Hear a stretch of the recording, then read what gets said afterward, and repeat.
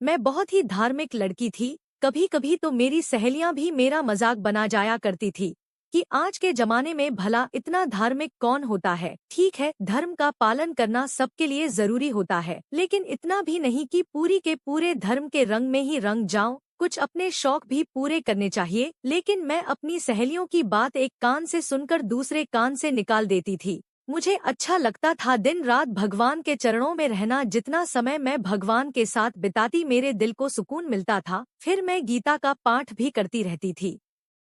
मेरे माँ बाप मेरी इस आदत से बहुत खुश थे। सुबह सुबह जब भगवान के भजनों की गूंजज मेरे घर में गूंजती तो पूरा घर झूम उठता था। मैं अपने माँ बाप की इकलौती बेटी थी, और जब मेरा रिश्ता मेरे जैसे ही लड़के का आया तो मैं खुशी से झूम उठी थी। अपने भगवान का धन्यवाद किया कि उसने मेरा जीवन साथी भी मेरे जैसा ही भेजा है। अभिषेक बिल्कुल वैसा ही था जैसा मैं अपने जीवन साथी के रूप में चाहती थी। जब उसका रिश्ता मेरे लिए आया और जब उसकी मैंने अच्छाइयाँ सुनी तो मेरे दिल में उसके लिए सम्मान और भी ज्यादा बढ़ गया था, क्योंकि वह भी मेरे जैसा ही धार्मिक, सभ्य, संस्कारी लड़का था। भगवान की पूजा पाठ करना, गीता का पाठ करना उसकी भी आदत में शामिल था। मैंने सुना था कि उसका ज्यादातर समय मंदिर में ही गुजरता है। मंदिर की साफ सफाई करना, मंदिर के बाहर बैठे गरीबों को खाना खिलाना, ये सारे काम वो बड़ी ही खुशी से किया करता था। और ये सब खूबियों सुनकर मेरे दिल में उसके लिए सम्मान बढ़ना नेचुरल सी बात थी। मैंने सोचा अगर मेरा पति ऐसा मिला है तो मुझे तो दुनिया में ही स्वर्ग मिल जाएगा। मेरी शादी बहुत ही सादगी से हुई थी, क्योंकि अभिषेक ने कह दिया था कि मुझे बेकार का धूम धड़ाका पसंद नहीं है। और अभिषेक के कहने पर मेरी शादी मंदिर में ही हुई थी। विदाई के समय भी ज्यादा मेहमान नहीं थे, बस 10-12 लोग ही आए थे और विदा कराकर मुझे अपने साथ ले गए थे। शादी की कुछ रस्मों के बाद मेरी सास ने मुझे मेरे कमरे में बिठा दिया। मैं धड़कते दिल के साथ अभिषेक का इंतजार कर रही थी, लेकिन जब वह कमरे में आया तो वह कुछ अजीब तरह की हरकतें कर रहा था। उसे देखकर मुझे हैरत हो रही थी। कमरे में आते ही उसके चेहरे पर एक डर सा छाया हुआ था। हालांकि शादी की पहली रात तो पति के चेहरे पर मुस्कुराहट ही एक निराली होती है। वह मेरे पास बैठ गया। मैं थोड़ा सा शर्माई थी और इस इंतजार में थी कि वो मुझे मुंह दिखाई का तोहफा देगा। लेकिन जब उसने मेरे हाथ पकड़े तो मुझे लगा वह मेरे हाथों पर लगी हुई मेहंदी के डिजाइन की तारीफ करेगा। लेकिन वह तो मेरे हाथों को गौर से देखने लगा, फिर मेरे चेहरे को बड़े गौर से देखने लगा। लेकिन उसकी नजरों में ना तो मोहब्बत ही और ना ही बेताबी थी, यह तो डर था। बार बार मेरे हाथों को उलट पलट करके देख रहा था। कभी उल्टा हाथ करके देखता है तो कभी सीधा हाथ करके देखता, कभी उन्हें सूंघ कर देखता। और फिर एकदम से ही उसने मेरे हाथ पीछे झटके थे और फिर खड़ा हो गया। मेरे हाथों को छोड़ने के बाद उसने अब अपने हाथों को उल्टा सीधा करके देखना शुरू कर दिया था। उसकी हरकतें देखकर मुझे समझ नहीं आ रहा था कि वह आखिर कर क्या रहा है। उसके बाद उसने मेरे चेहरे को दोनों हाथों में लेकर मेरे एक एक नक्श को देखना शुरू कर दिया। मुझे देखते हुए वो पूरा पसीने में भीग चुका था। एकदम उसने मेरे चेहरे से अपने हाथ पीछे किए थे। वह इतना ज्यादा डर गया था कि डर की वजह से कांप रहा था। मुझे उसकी हालत देखकर अब खुद भी डर महसूस होने लगा था। वह एकदम बेड से उठा और बाथरूम में चला गया और कुछ ही देर बाद मुझे पानी गिरने की आवाज आने लगी थी। मैं समझ गई कि वह नहा रहा है। लेकिन मुझे हैरत हुई कि सर्द मौसम था, दिसंबर का ठंडा महीना, तो वह सर्दी के मौसम में इस समय क्यों नहा रहा था। कम से कम वो 1 घंटे बाद वॉशरूम से बाहर आया था। मुझे देखकर उसने तौलिया एक तरफ रखा और कमरे में बने एक मंदिर में चला गया और वहां बैठकर भगवान की पूजा करने लगा। मुझे खुशी हुई कि चलो हमारी नई शादीशुदा जिंदगी की शुरुआत करने से पहले वह भगवान का धन्यवाद करना चाहता है, यह तो अच्छी बात है। मगर भगवान की पूजा करने के बाद वह मेरे पास आया और कहने लगा, साधना, मैं साफ सफाई का बहुत ध्यान रखता हूँ। मुझे गंदगी से बहुत चिढ़ है, इसलिए कोशिश करना कि खुद को कभी गंदा मत होने देना। और गंदे होने से मेरा मतलब कभी खुद को अपवित्र मत होने देना। उसकी बात सुनकर मुझे हैरत हुई थी। शादी की इस रात को भला पति ऐसी बात कब करता है। उसे तो मेरे साथ प्यार मोहब्बत की बातें करना चाहिए थी, मेरी तारीफ करना चाहिए थी, आगे आने वाली जिंदगी के सपने सजाने चाहिए थे। लेकिन ये बीच में साफ सफाई, पवित्र अपवित्र की बातें मेरी समझ से बाहर थी। ना उसके चेहरे पर कोई मुस्कुराहट थी और ना ही उसके शब्दों में कोई नरमी थी। मैं तो समझी थी धार्मिक इंसान है, बात करने का उसका अलग ही अंदाज होगा। जिस तरह हमारे धर्म में औरत की इज्जत और सम्मान बताया गया है, वो सब बातों को अच्छी तरह जानता होगा और मेरे साथ भी वैसे ही पेश आएगा। लेकिन उसने तो ऐसा कुछ भी नहीं किया था। उस रात उसने मेरे साथ कोई भी ऐसी प्यार मोहब्बत वाली बात नहीं की थी कि मेरे लिए यादगार बनती। पहले तो मेरे करीब आने से भी डर रहा था और अजीब बात मुझे यह लगी कि जैसे ही वह मेरे करीब हुआ, मुझे बाहों में लिया, उसने अपनी आंखों को जोर से बंद कर लिया था। ऐसा लगा कि जैसे वह कितनी तकलीफ से गुजर रहा है। सुहागरात मनाने के बाद वो फिर से बाथरूम में चला गया। मुझे हैरत हो रही थी, आखिर इसे प्रॉब्लम क्या है? इतनी ठंड के मौसम में यह बार बार क्यों नहा रहा था? खैर, मैं शादी के हंगामों में थकी हुई थी और इस समय भी सुबह के 4 बजने वाले थे, इसलिए मैं उसके आने से पहले ही सो चुकी थी। सुबह मेरी आंख खुली तो फिर से वॉशरूम से पानी गिरने की आवाज आ रही थी, यानी कि वो वॉशरूम में था और नहा रहा था। अब तो मुझे चिंता होने लगी थी कि आखिर वो बार बार नहाता क्यों है, क्या कारण है? जब वो बाहर आया तो जैसे ही उसकी नजर मुझ पर पड़ी तो बड़े ही गुस्से से कहने लगा, शर्म नहीं आती तुम्हें?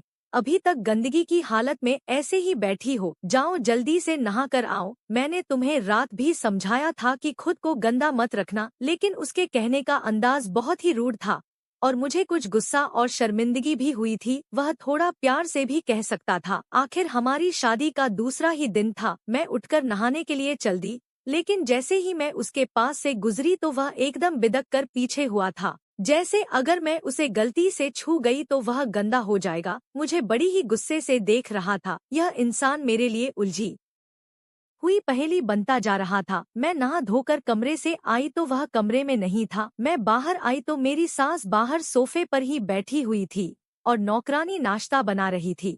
मैंने अपनी सास का आशीर्वाद लिया। कुछ ही देर में नौकरानी ने नाश्ता लगा दिया। हमने सबने मिलकर नाश्ता भी कर लिया। ससुराल में मेरी सास बहुत अच्छी थी, बस मैं अपने पति के व्यवहार से बहुत दुखी थी, क्योंकि उसकी अजीबोगरीब हरकतें मुझे तंग करती थी। जब भी वह मेरे साथ पति पत्नी वाला रिश्ता बनाता, फौरन से ठंडी के मौसम में ही नहाने चला जाता और जैसे ही वॉशरूम से बाहर आता तो मुझे भी कहता है, जाओ अभी के अभी नहा कर आओ। अगर मैं बिना नहाए किसी चीज को छू लेती तो वह उस चीज को गंदा समझने लगता था। कहता था, तुम्हें शर्म नहीं आती? जहाँ देखो अपने गंदगी भरे हाथ लगा देती हो। तुमसे कितनी बार कहा है कि गंदी होने के बाद पहले नहाया करो, उसके बाद ही किसी चीज को हाथ लगाया करो। एक दिन तो हद ही हो गई। नौकरानी सुबह सुबह चाय लेकर अंदर ही आ गई।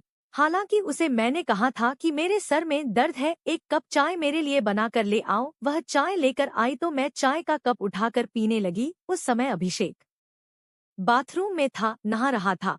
लेकिन अभी मैंने चाय का कप उठाया ही था कि वो वॉशरूम से आया और मुझे बिना नहाए चाय पीते देखकर गुस्से से आग बबूला हुआ था। गुस्से से चीखते हुए कहने लगा, बेशर्म लड़की, तुमने इस हालत में कप को हाथ भी कैसे लगाया? अब ये कप गंदा हो गया है। यह कहकर उसने कप मेरे हाथ से लिया और जमीन पर फेंक दिया। यह देखकर तो मैं बुरी तरह डर गई थी।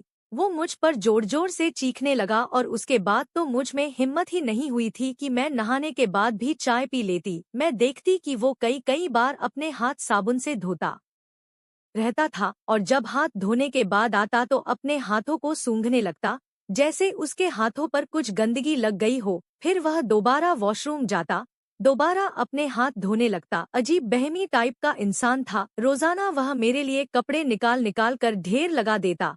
मैं कहती, ये तो धुले हुए हैं, तो वो कहता, तुम्हें क्या पता यह सारे कपड़े गंदे हैं, इन्हें दोबारा से धो और अच्छे से गर्म पानी से धोना। मैं तो उसके व्यवहार से तंग आ चुकी थी। शायद वह कोई दिमागी मरीज था, जिसे हर वक्त ये लगता था कि वो बहुत गंदगी की हालत में है और सामने वाले को भी वह गंदा ही समझता था। मैं नहा कर बाहर आती तो वो मेरे हाथों को देखता, कभी मेरे चेहरे को देखता, कभी मेरे बालों को छूकर देखता, फिर कहने लगता, मुझे शक है कि तुम ठीक से नहा कर नहीं आई हो, जाओ जाकर दोबारा अच्छे से साफ करके नहा कर आओ, उसके बाद ही किसी चीज को हाथ लगाना। वो सर्दी के मौसम में भी मुझे 3-3 बार नहलवाता था। खाना खाने के लिए बैठता तो मुझसे कहता, तुमने प्लेट अच्छे से साफ नहीं की है, इसे दोबारा साफ करो। कपड़े धोती तो कहता, इन्हें दोबारा धो, यह गंदे लग रहे हैं। मैं उसकी आदतों से तंग आती जा रही थी। एक बार तो मैं इतनी तंग आ गई कि खुद ब खुद मेरी आंखों से आंसू बहने लगे। मैंने कहा, अभिषेक, मैं थक चुकी हूँ आपकी हरकतों की वजह से। आप ऐसा क्यों करते हैं? वो कहने लगा, मुझे गंदगी बिल्कुल पसंद नहीं है। मुझे समझ नहीं आ रहा था वो इतना सफाई पसंद था। अपने खाली समय में हर वक्त वो भगवान जी के सामने बैठा रहता तो कभी गीता का पाठ करता।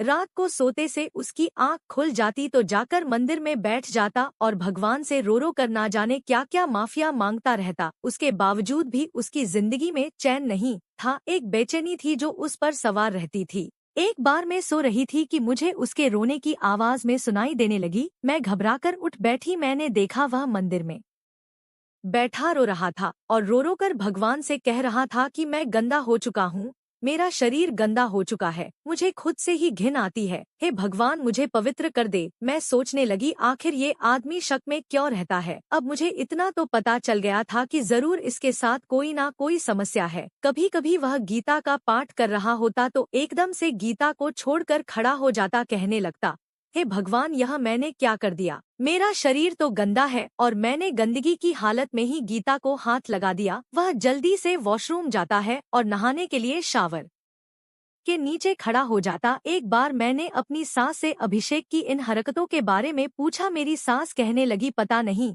जब से यह 16-17 साल की उम्र को पहुंचा है ऐसी हरकतें करने लगा है। बार बार नहाता है, बार बार कहता है मुझे ऐसा लगता है कि मैं अपवित्र हूँ। बार बार अपने हाथ धोता है, कहता है कि मुझे ऐसा लगता है मेरे हाथों पर कोई गंदी चीज लगी है, उन्हें सूंघता रहता है। मैंने कहा, मम्मी जी, ये तो दिमागी मरीज होने के लक्षण है, आपने किसी डॉक्टर को क्यों नहीं दिखाया। मेरी सास कहने लगी कि मैंने सारे दिमाग के डॉक्टर को इसे दिखा लिया है लेकिन कोई हल नहीं निकला। मैंने सोचा था शादी हो जाएगी तो खुद ब खुद ठीक हो जाएगा। मैंने कहा, आपने अपने बेटे की जिंदगी की समस्याएं हटाने के लिए मेरी जिंदगी में समस्याएं बढ़ा दी हैं।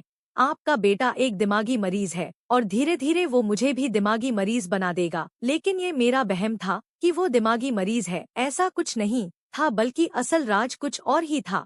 जब वो राज मुझ पर खुला तो मेरे पैरों तले से जमीन निकल गई थी। जी चाहा कि उस इंसान की शक्ल भी ना देखूं, क्योंकि बात ही कुछ ऐसी थी। उस दिन भी मैं जब नहाकर बाहर आई तो वह बाहर ही बैठा था और गौर से मुझे देख रहा था। थोड़ी देर बाद उठकर मेरे पास आया, मेरा हाथ पकड़कर मुझे घुमा घुमा कर हर तरफ से देखने लगा, कहने लगा, साधना, तुम अच्छे से नहा कर नहीं आई हो। मुझे ऐसा लग रहा है कि तुम अभी तक गंदी हो, जाओ दोबारा नहा कर आओ। मैंने गुस्से से उसके हाथों से अपना हाथ छुड़ाया। मैंने कहा, बस भी कर दे अभिषेक, इस तरह तो मैं बीमार पड़ जाऊंगी। मुझे पता है कि मैं ठीक से नहाई हूँ, मैं गंदी नहीं हूँ। अपनी बीमारी मुझ पर मत ला दो, मैं पागल हो जाऊंगी। मैं रोने लगी थी। मेरे रोने पर वो चिल्लाने लगा और उसने एक जोरदार थप्पड़ मेरे मुंह पर दे मारा। कहने लगा, गंदी औरत, शर्म नहीं आती गंदगी में रहते हुए। मैं तुम्हें पवित्र रखना चाहता हूँ और तुम हो कि अपवित्र रहना अच्छा समझती हो। वो गुस्से से बाहर जा चुका था और मैं वही हैरत से अपना गाल पकड़े बैठी थी। मुझे विश्वास नहीं आ रहा था कि एक जरा सी बात पर वो मुझे थप्पड़ भी मार सकता है। रात को जब वह घर वापस आया तो मैंने उसे कोई बात नहीं की थी, बल्कि करवट लेकर सोने का नाटक करती रही।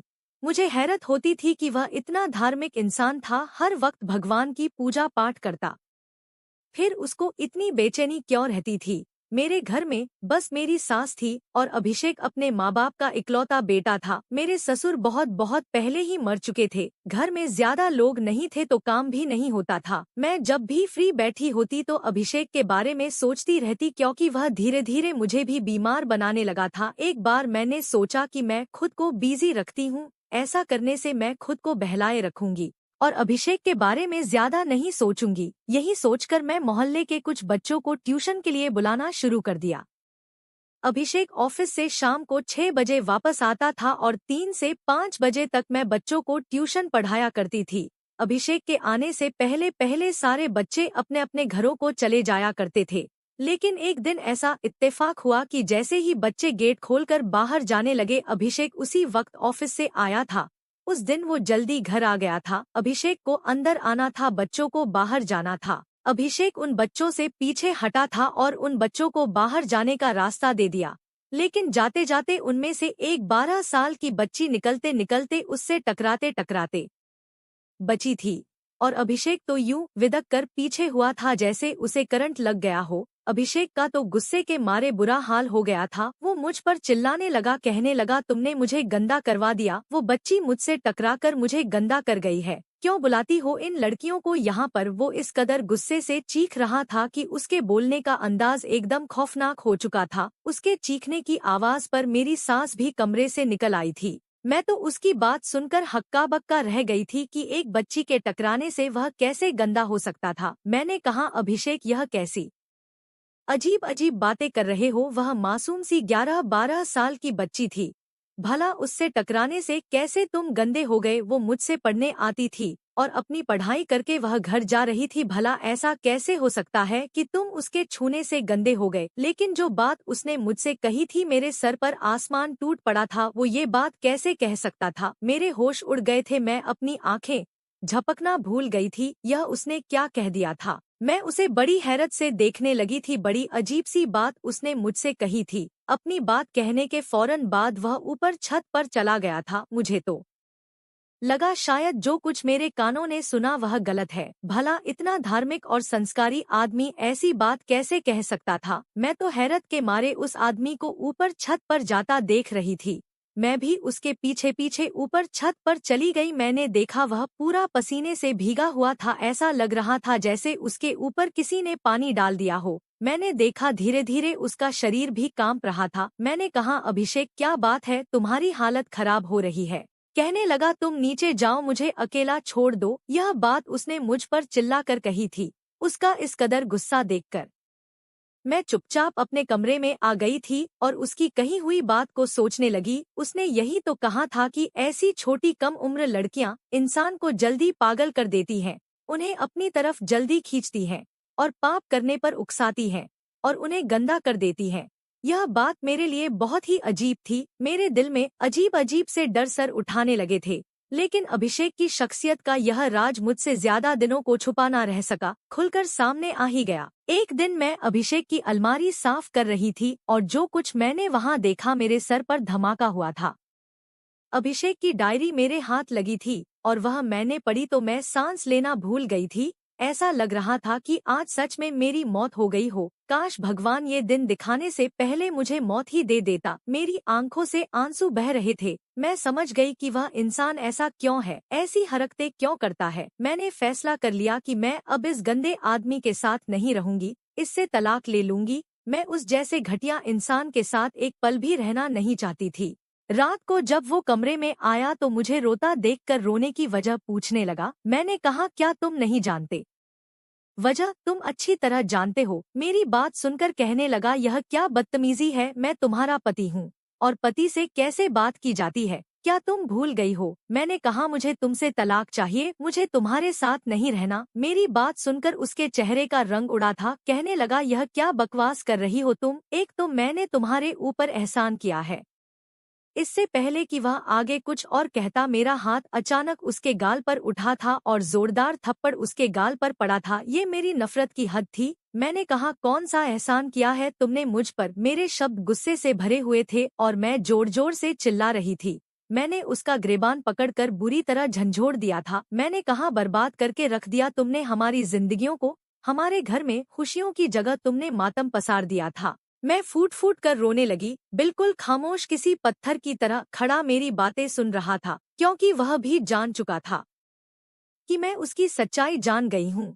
मैंने अलमारी से अपने कपड़े निकाले, बैग में डाले और वहां से निकल गई। शोर शराबे से मेरी सास मेरे कमरे में आ गई थी। मुझे सामान के साथ देखकर वजह पूछने लगी। मैंने कहा, आपने इस घटिया और नालायक बेटे से वजह पूछ ले, अगर आपको ये सच बता दे तो।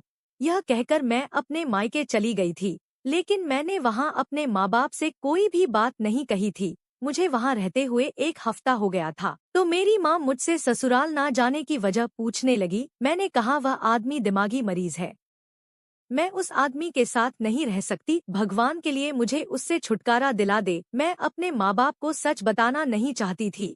अगर मैं उन्हें सच बता देती तो उन पर एक कयामत ही टूट जाती और मैं उनके सिले हुए जख्मों को दोबारा उधेड़ना नहीं चाहती थी। मैंने कहा कि वह इंसान दिमागी मरीज है, मुझे मारता पीटता है, मुझे तकलीफ देकर उसे मजा आता है। भगवान के लिए मुझे उससे छुटकारा दिला दो। मेरे रोने धोने पर मेरी माँ ने मुझे बहुत समझाया कि हम तुम्हारे पति से बात करेंगे, वह धीरे धीरे ठीक हो जाएगा, लेकिन यूं तलाक लेना अच्छी बात नहीं है। लेकिन मैं किसी भी तौर पर उस आदमी के साथ एक पल भी नहीं रह सकती थी। जो हकीकत मैं जान चुकी थी उसके बाद तो मुमकिन ही नहीं था। मेरे पापा भी मेरी बात सुनकर कहने लगे कि मैं तुम्हारे साथ हूँ साधना। जब मर्द का एक बार हाथ उठ जाए औरत पर तो फिर बार बार उठता रहता है, वह आदमी कभी नहीं बदलता। मैंने तलाक का केस दायर कर दिया। उन्हीं दिनों मेरी तबीयत खराब रहने लगी थी। मेरी माँ मुझे डॉक्टर के पास लेकर गई तो मालूम हुआ कि मैं प्रेग्नेंट हूँ। यह खबर मेरे लिए और भी दर्दनाक थी। मैं उस आदमी की कोई भी निशानी अपने शरीर में पालना नहीं चाहती थी। मैं इसको पाप समझती थी। कुछ दिन बाद ही अभिषेक हमारे घर आया था। कहने लगा मैं साधना को तलाक नहीं दूंगा, उसे कहें कि मेरे साथ वापस चले। मेरे पापा कहने लगे तुम मेरी बच्ची पर हाथ उठाते हो, उसे परेशान करते हो। वह मेरे बाप से माफी मांगने लगा कि मेरे साथ दोबारा ऐसी हरकतें नहीं करेगा, आप बस उसे मेरे साथ भेज दें।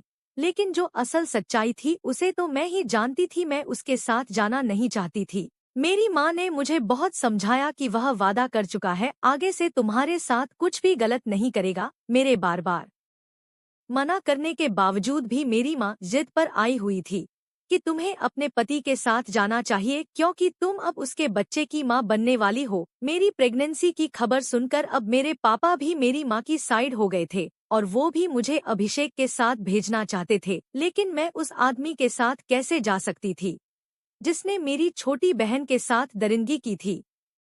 मेरी बहन उस समय 12 साल की थी और मेरी उम्र उस समय 13 साल थी। हम दोनों में सिर्फ 1 साल का ही अंतर था। कोई भी हम दोनों को देखता तो हमें जुड़वा ही समझता था। भगवान का चमत्कार कुछ ऐसा था कि हम दोनों की शक्ल बहुत भी मिलती जुलती थी। देखने वाला हम दोनों को देखकर पहचान ही नहीं सकता था कि साधना कौन है और आराधना कौन है। जिस मोहल्ले में हम रहते थे हमारा बचपन वहीं पर खेल कूद कर बीता था। मोहल्ले में बनी परचून की दुकान पर हम अक्सर चीज लेने के लिए चले जाते थे, क्योंकि भाई कोई था नहीं। इसलिए माँ को जब भी कोई सामान मंगवाना होता तो या तो वह मुझे भेजती थी या फिर आराधना को। हम दोनों में ज्यादा मासूम और बेवकूफ आराधना ही थी। वो जल्दी ही दूसरों की बातों में आ जाती थी। उस दुकान का मालिक मेरे पापा की उम्र का था और हमें अपनी बेटियों की तरह ही समझता था। मेरे पापा से भी उसकी काफी अच्छी दोस्ती थी। लेकिन उसका एक बेटा जिसकी उम्र यही कोई 19-20 साल थी, वह अपने पापा की दुकान पर कुछ महीनों से बैठने लगा था। उसके साथ उसके आवारा दोस्त भी बैठते थे। एक बार मुझे बुखार था तो आराधना दुकान पर सामान लेने चली गई, लेकिन वापस नहीं आई। 3 घंटे गुजर गए थे लेकिन वह नहीं आई। मेरी माँ को लगा शायद खेल में बिजी हो गई है, लेकिन बहुत देर हो गई तो मेरी माँ परेशान हुई और खुद आराधना को ढूंढने के लिए चली गई। लेकिन आराधना कहीं नहीं मिली। मोहल्ले की दुकान भी बंद थी। ऐसे पहले कभी नहीं हुआ था कि वो दुकान बंद हो। गर्मी सर्दी दोपहर हर वक्त वह खुली रहती थी। पूरे मोहल्ले में एक शोर सा मच गया था। मेरे पापा भी अपने ऑफिस से आ गए थे और जब उस दुकान को खोलकर देखा गया तो हम पर एक कयामत बीत गई थी, क्योंकि आराधना जिस हालत में पड़ी थी हमने अपनी आंखें बंद कर ली थी। मेरी माँ ने उसके ऊपर एक चादर डाली थी। वो दुकानदार तो रोने लगा था, मेरे पापा के पैरों में गिर गया और गिड़गिड़ा कर कहने लगा, मैंने तो हमेशा इन्हें अपनी बेटियों की तरह समझा है। मैं दुकान पर नहीं था, मेरा बेटा था। लेकिन उसका बेटा भी रोते हुए कहने लगा कि मैं अपने दोस्त को दुकान पर छोड़कर एक काम से चला गया था। जब वापस आया तो दुकान बंद थी। मुझे लगा दुकान मेरे पापा ने बंद कर दी है, इसलिए मैं घर चला गया था। और इस बात की गवाही भी मोहल्ले के कई लोगों ने दी कि दुकानदार का बेटा वाकई अपने काम से गया था। मेरी बहन मर चुकी थी।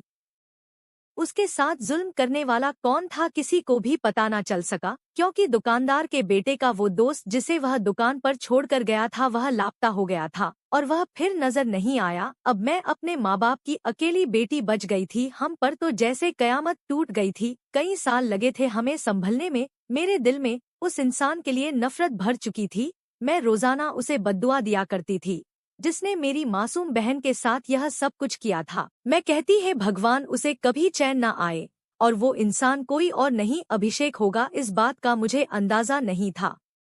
उसकी डायरी पर साफ लिखा था कि जैसे ही बचपन से वह लड़कपन की उम्र में पहुंचा था, उसके दोस्त उसे गंदी चीजें दिखाने लगे थे, इसलिए कभी कभी उसको अपने जज्बात पर काबू पाना मुश्किल हो जाता था। और जब उसने आराधना को देखा तो उसने उसे दुकान के अंदर बुला लिया और दुकान का शटर गिरा दिया और उसके साथ यह घिनौना पाप कर बैठा था। अभिषेक की डायरी में लिखा था कि वह लड़की मर चुकी थी, इसलिए वह घबराकर दुकान से बाहर निकला, शटर गिराकर दूसरे शहर भाग गया।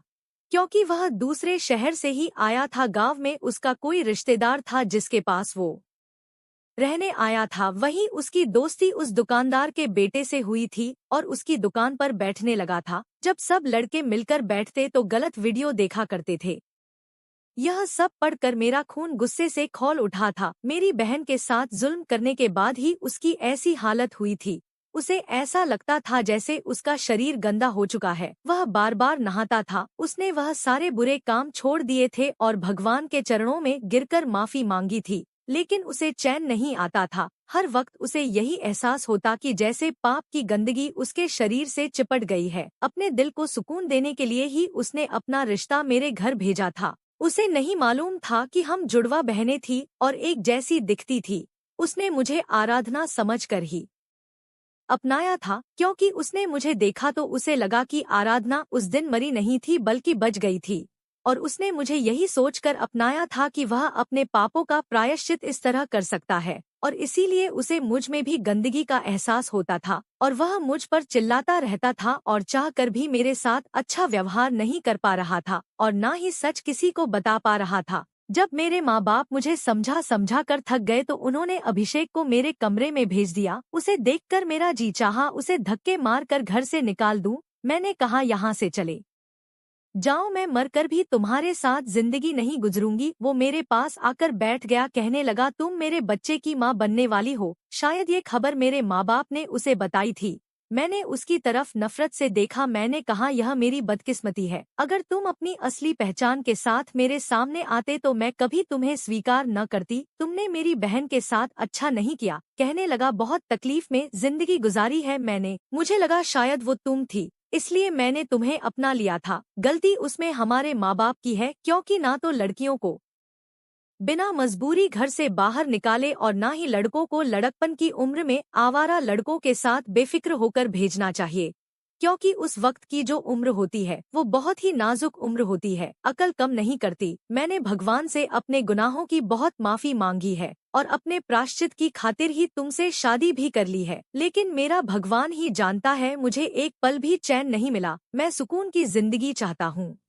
साधना, तुम चाहो तो अपने माँ बाप को सच बता सकती हो, लेकिन मुझे माफ कर दो, मेरे साथ वापस चलो। वह रोए जा रहा था, माफ या मांग रहा था, लेकिन मैं अपने दिल का क्या करती जो उसे माफ करने के लिए बिल्कुल तैयार नहीं था। मेरे माँ बाप ने मुझे जिद करके उसके साथ भेज दिया था। लेकिन आप लोग ही बताएं, क्या ये सब कुछ भूल कर ऐसे इंसान के साथ जिंदगी गुजारना आसान होगा जिसने मेरी बहन के साथ यह दर्दनाक जुल्म किया था।